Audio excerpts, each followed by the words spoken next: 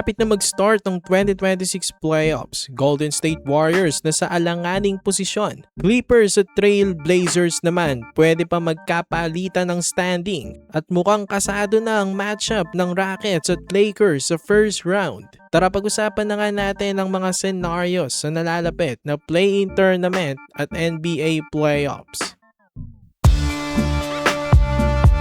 So welcome back sa channel mga kabakets. Grabe interesting week sa NBA bago mag-start ng playoffs. Sa Western Conference, Thunder na naman ang nakalock sa number 1 seed.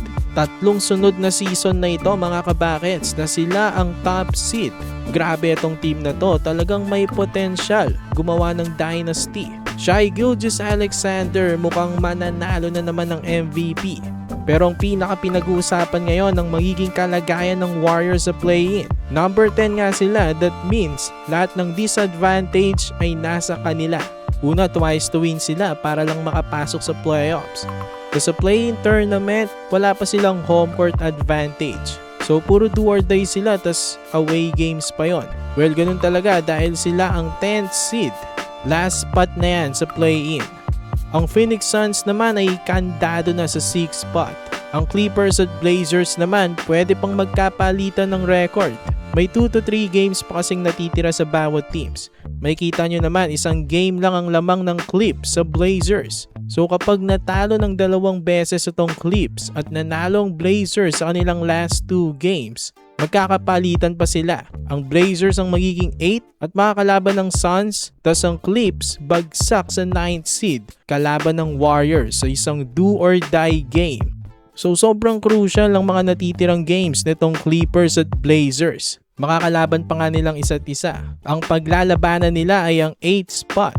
Tapos posible sa first round, Lakers versus Rockets, LeBron versus KD.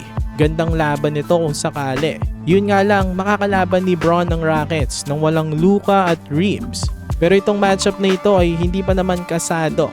Kasi pwede pang maging third ang Rockets kung matatalong Nuggets sa kanilang last 2 games. Actually, pwede ngang mamili itong Nuggets. Pwede nilang ipatalong kanilang mga natitirang games. At kapag nangyari yon, tas nanalo rin ng Rockets sa kanilang last 3 games, third pa ang Houston, tas ang Nuggets ang magiging 4th seed.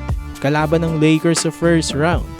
Para sa akin, mas favorable matchup sa Nuggets itong Lakers kasi puro injury. Sa East naman, mas komplikado. Magkakadikit ditong mga teams na nasa 5th to 10th seed. Ang Hawks at Raptors pwede pang maagawan ng Sixers at Magic. Tapos ang Miami pwede pang umangat sa 8th seed kapag naipanalo nilang kanilang last 3 games. At natalo rin ng Sixers ng 2 beses.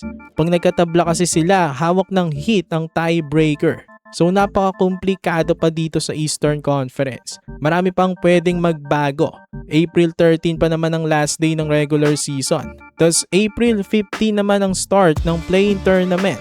Posibleng magkagulo pa nga ang standings. Ang Warriors ang kupunan na pinaka-inaabangan dito sa play-in tournament. Alam naman natin na isa sila sa pinakasikat na teams, lalo na dito sa Pilipinas. So marami-rami ang umaasa na makakaungos sila sa play-in. Kung makaungos man sila, ang premyo nga lang ang defending champs.